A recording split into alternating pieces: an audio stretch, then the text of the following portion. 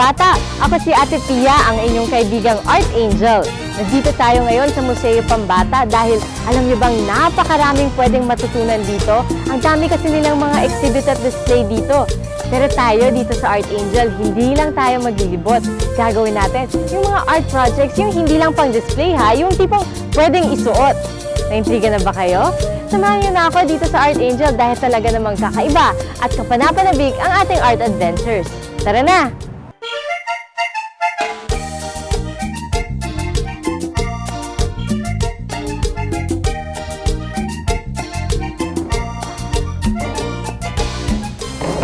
Hoy bata! Anong hinahanap mo dyan? Nakita niyo pa ba yung sapatos na parang robot? Sapatos na parang robot? Wala eh. Ba't ka ba nangahanap sa sapatos na parang robot? Kasi po, robot po kami sa play namin. Ay, ganun ba? E di, hinanap mo na ba sa buong museo? Opo, inilit ko na nga po yung museo eh. Naku, paano yan? E di wala kang sapatos ngayon sa play mo. Alam ko na. Gawa na lang tayo ng sapatos. Gawa dun sa kahon ng sapatos mo. Okay lang yun? May kilala kasi ako dito sa museo. Tuturuan niya tayo kung paano gumawa. At tara, kunin na natin to. Puntahan na natin siya.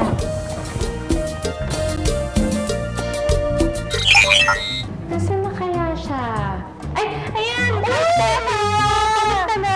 Okay naman. Kayo, kamusta? Okay naman. Stella, ito yung kaibigan ko si Mean.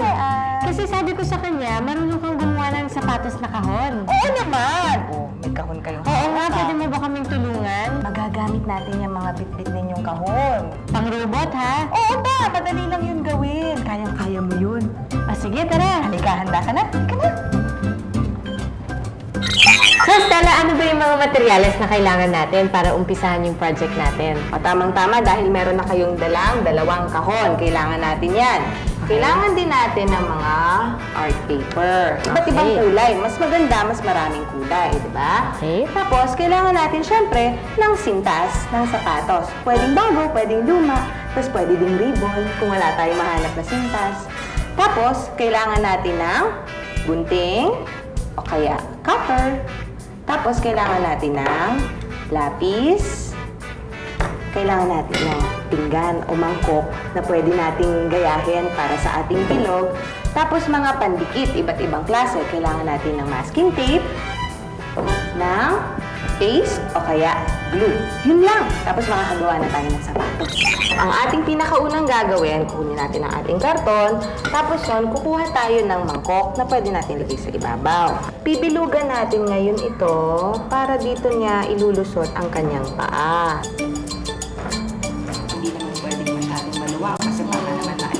Tapos nun, gugupitin natin siya. Okay. Lalagyan muna natin siya ng butas sa gitna para yun ay ating masundan. Teka muna. Tandaan, mag-ingat at huwag na huwag gagamiting mag-isa ang cutter o gunting. Humingi ng tulong kina ate o kuya.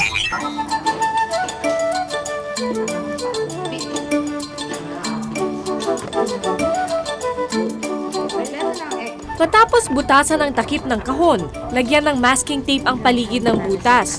O, siguraduhin kakasya ang paa nyo sa butas, ha?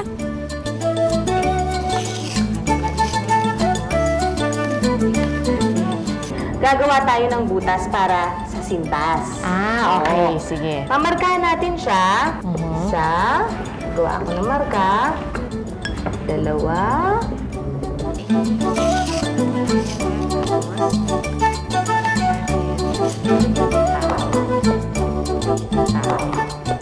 Ngayon naman, para hindi siya bubukas-bukas, papalibutan natin siya ng Okay, tape. tama. Dapat yung tape.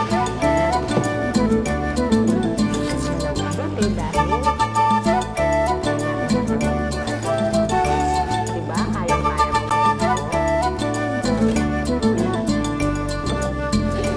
Kailangan nakalapit. Okay. O ito na ang pinakamasayang bahagi. Maglalagay na tayo ng dekorasyon. Kumuha ng 2 pirasong colored paper. Idikit ito sa ibabaw ng kahon. Hanapin ang maliliit na butas na ginawa kanina sa kahon at butasin din ang papel na ipinatong dito. Tapos, meron akong challenge para kay Mayan. Gagawa tayo ng ganito.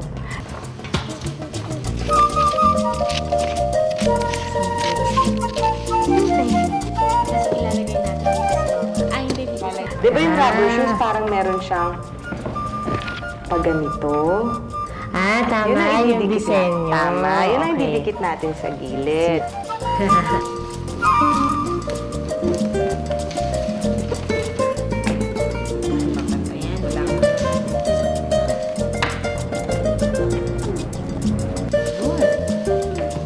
Tapos, lagyan din ng colored paper ang mga gilid ng kahon. Kung may mga sobrang papel, gupitin din ito para magmukhang malinis. Tapos, pwede tayo maglagay ng stripes. Pwede ring lagyan ng iba't ibang dekorasyon ang mga gilid ng kahon para mas maganda. Ang ating pinakahuling gagawin, lalagyan na natin yung sintas. Yan. Ayan, sige, kaya mo. I-ribbon na natin siya. Ayan.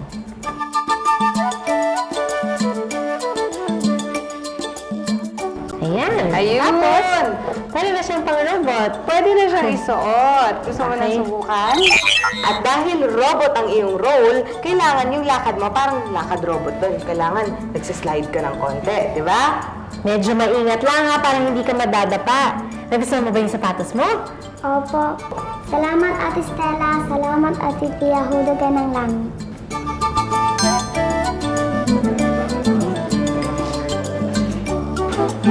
Paano gumawa ng kahon ng sapatos? Mga kailangan, 2 kahon ng sapatos, colored paper, sintas ng sapatos, pandikit, lapis, mangkok, cutter, gunting. Paano gagawin? I-trace o bakatin ang hugis ng mangkok sa takip ng kahon. Gupitin o hiwain ito ng cutter at saka lagyan ng masking tape ang paligid ng butas. Tapos, gumawa naman ng maliliit na butas sa ibabaw ng kahon para sa sintas ng sapatos. Idikit din ang takip at katawan ng kahon ng masking tape. Kumuha ng 2 colored paper at idikit ito sa ibabaw ng takip ng kahon. Hanapin ang maliliit na butas na ginawa sa kahon at butasin muli ang papel sa ibabaw nito. Lagyan din ng colored paper ang mga gilid ng kahon. Gumupit din ng iba't ibang dekorasyon at idikit ito sa gilid ng kahon. Ipasok ang mga sintas sa maliliit na butas at ayan, may sapatos ka na mula sa kahon.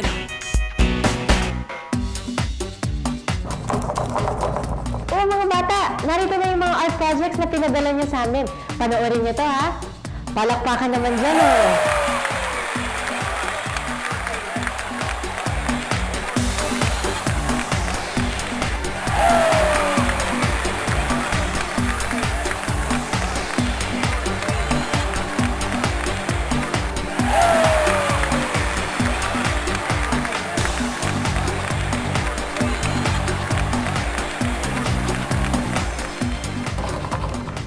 Okay, yung meron din ba kayong mga art projects tulad nito na gusto nyo ipadala sa amin? Itawag nyo lang sa 929-6950 o ipadala nyo sa amin dito sa Art Angel, care of GMA 7, GMA Network Center Incorporated, EDSA Corner Timog Avenue sa Diliman, Quezon City. Pwede nyo rin kaming i-email sa artangel@gmanetwork.com. So, hihintayin ko yung padala nyo, ha?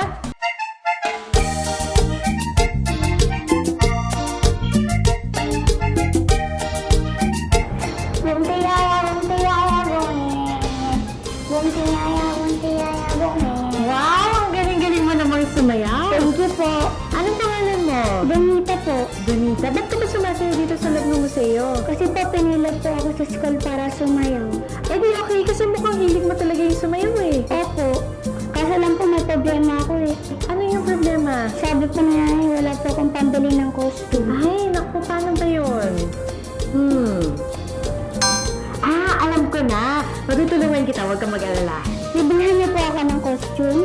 Eh, wala rin kasi akong pambili ng costume eh. Pero, may kaibigan ako, pwede niya tayong turuan gumawa ng costume. Okay lang? Sige po. Tara, puntahan natin.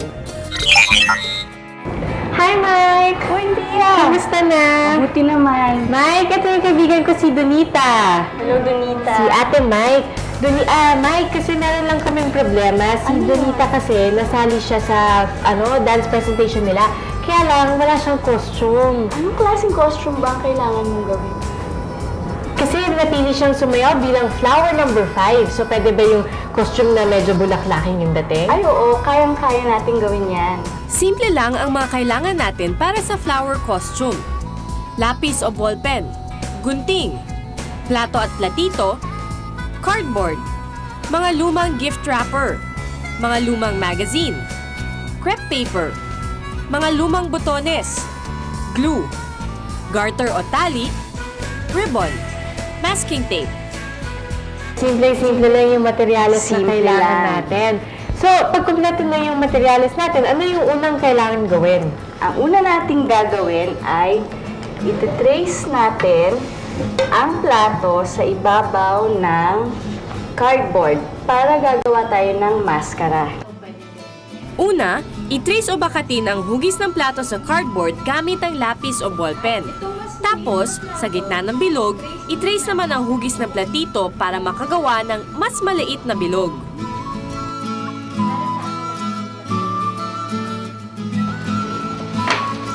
Pagkatapos ay gugupitin natin ito. Unahin munang gugupitin yung bilog sa labas. Yung sa labas. Pagkatapos, gupitin ang dalawang bilog. Teka muna. Humingi ng tulong kina ate o kuya sa paggamit ng gunting. Mabuti na ang nag-iingat. Ngayon, gagawa naman tayo ng pattern ng petal ng bulaklak. So, gagamitin natin Gagamitin yung natirang karton kanina. Yung natirang karton. Okay. Sa natirang karton, gumuhit naman ng hugis ng petal at gupitin ito. Ito ang gagamitin nating pattern sa pagguhit at paggupit ng mas maraming petal gamit ang crepe paper, lumang gift wrappers o magazines. Summer ngayon, ano pa yung ibang kulay na Maganda bagay? rin ang kulay pula, kulay pink, kulay asul kasi may bulaklak din kulay asul, di ba? Oo nga, no? Ito dilaw, pwede rin yung kulay orange. Orange. Ngayon, ang susunod nating gagawin ay lalagyan natin ng glue itong bilog na ginawa natin mula sa karton. Dahil dito natin ididikit yung petals. Okay. So, pupunuin natin ng glue. Dito lang. Malapit dun sa maliit na bilog. Mas malapit dun sa maliit na bilog. Gamit ang glue, idikit na magkakatabi ang mga petals sa paligid ng cardboard na bilog. Pagkatapos ng unang layer, magdikit uli ng isa pang layer ng mga petal ng salit-salitan o alternate. So, ang maganda dito, yung mga lumang gift wrapper ninyo, pwede nyo pang gamitin at hindi nyo kailangan itapon. Mas maraming layer o patong, mas makapal at mas makulay ang flower costume. Okay, ang susunod natin gagawin ay lalagyan natin ng botones yung gitna ng bulaklak. Okay. Para saan yung botones? Para kunyari meron siyang seed sa gitna ng bulaklak. Okay. Idikit din ang mga lumang botones sa paligid ng bulaklak. Itabi muna ito at patuyuin. So, Ano medyo yung huling tuyo na step? naman ito. Oo, no? medyo tuyo na yung huling atin. step, ikakabit na natin yung garter na sa likod ng bulaklak. Ayan, so, okay. babalik ta rin natin, ano? So, dahan-dahan lang sa pagbaliktad ng ating bulaklak. Isukat ang garter sa hugis ng ulo ng magsusuot para masigurong kakasya ito. Gumupit ng dalawang maliit na piraso ng cardboard. Butasan sa gitna gamit ang gunting. Ipasok sa butas ang magkabilang dulo ng garter at gumawa ng buhol. Pagkatapos, ikabit sa bilog na cardboard gamit ang masking tape. Naikabit na natin yung garter. Ngayon, pwede mo na siyang isuot. Ready na siya. Subukan mo yung ginawa mo. Para maisuot, ilapat mo na at pagkatapos, tsaka ilagay yung garter. Ayan. Ang susunod natin gagawin yung palda naman. Okay, paano natin uumpisahan yung palda? Gagawa ulit tayo ng pattern. Gagawin naman natin ang palda o skirt ng ating flower costume. Isukat ang ribbon sa bewang ng magsusuot para siguradong kakasya ito. Gumawa ng pattern ng mas mahabang petals sa cardboard. I-trace ito sa crepe paper at gupitin. So, kailangan pag isusukat nyo na yung ribbon dun sa bewang nyo, magpatulong kayo dahil mahirap na yung magsukat na mag-isa. Mas mabuti na yung may kasama kayo para sakto talaga yung ating sukat. So, ilalatag na natin. Ilalatag natin yun. Pagkatapos, bubuksan na natin. Gamit ang glue, idikit na magkakatabi at pagkatapos ay salit-salitan ang mga petals sa kalahating parte ng ribbon. Lagyan din ng glue ang kalahating parte ng ribbon at saka ito itupi. Hintayin din itong matuyo at pagkatapos, pwede na isuot ang flower costume. Wow! Ayan. Bulak-bulak na palda. Ayan. So, sa likod natin itatali. Ayan, ako, pwede mo na yung gamitin sa presentation mo, Benita. Opo. Nagustuhan mo ba? Opo, ang ganda. Salamat, Ate Mike. Salamat, Ate Pia. Talagang hulog ka ng langit. Walang anuman yon. Salamat din, ha, Mike? Walang anuman. Paano gumawa ng flower costume? Mga gagamitin: lapis o ballpen, gunting, plato at platito, cardboard, mga lumang magazine, crepe paper, mga lumang botones, glue, garter o tali, ribbon, masking tape. Paano gagawin? Una, i-trace o bakatin ang plato sa cardboard. Tapos, sa gitna ng bilog, bakatin ang platito para makagawa ng mas maliit na bilog. Gupitin ang dalawang bilog. Tandaan, humingi ng tulong kina ate o kuya sa paggugupit. Gumuhit ng hugis ng petal sa cardboard at gupitin ito. Gamitin itong pattern sa paggupit ng mas marami pang petals mula sa crepe paper, lumang gift wrappers o magazines. Idikit ng magkakatabi ang mga petals sa paligid ng cardboard na bilog. Pagkatapos, ipatong ng salit-salitan ang ibang petals. Idikit din ang mga lumang botones sa paligid nito, itabi muna at patuyuin. Isukat ang garter sa hugis ng ulo na magsusuot para masigurong kakasya. Ipasok ang magkabilang dulo ng garter sa dalawang maliit na piraso ng cardboard at saka ito ikabit sa bilog na cardboard. Para sa palda ng ating flower costume, isukat ang ribbon sa bewang na magsusuot para siguradong kakasya. Gumawa ng pattern ng pahabang petals sa cardboard. Bakatin ito sa crepe paper at gupitin. Idikit ng magkakatabi at salit-salitan ang mga petals sa kalahating parte ng ribbon. Pagkatapos, lagyan din ng glue ang kalahating parte ng ribbon at saka itupi ito. Hintayin matuyo bago isuot ang flower costume. Ayan! May flower costume ka na!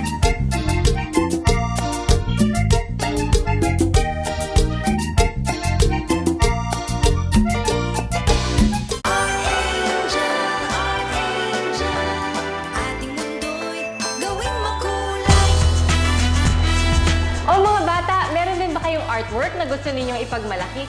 Itawag nyo lang sa amin dito sa 928-5172 at bibisitahin namin kayo. Sisilipin namin ang inyong masterpiece para naman may pagkakataon kayong sabihin, art ko to. Hello, Ate Pia. Ako si Anthony. Hindi lang ako mahilig mag-drawing. Mahilig din akong mag-basketball, mag-karate, mag-taekwondo. Black belt pa ako.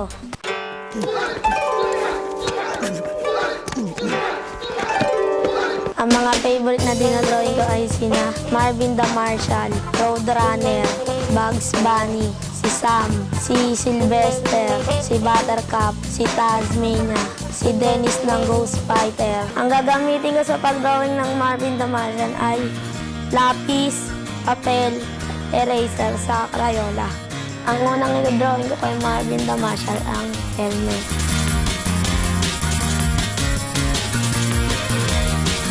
Ang susunod yung gagawin ay mukha at mata.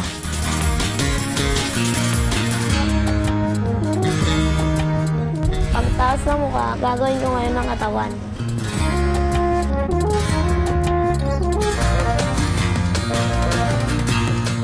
Tapusin ko ngayon ang helmet, lalagyan ko ng design.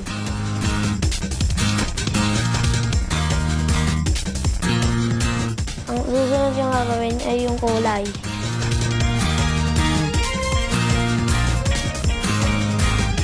Ako si Anthony at art ko to. O mga bata, nagustuhan niyo ba yung mga art project natin ngayong araw na ito? Hindi ba't simpleng-simple at kaya natin gawin? Sa tulong ni Ate Stella, nakagawa tayo ng mga sapatos sa pamamagitan lang ng kahon. At nakagawa pa tayo ng flower costume sa tulong ni Ate Mike. Mga project na hindi lang pang display, pwede pang gamitin at pwedeng isuot. So sa susunod, samahan niyo ulit ako dito sa Art Angel ha. At tandaan, kung kaya nating isipin, kaya nating gawin. Muli ako si Ate Tia Arcangel, ang inyong Art Angel. Baka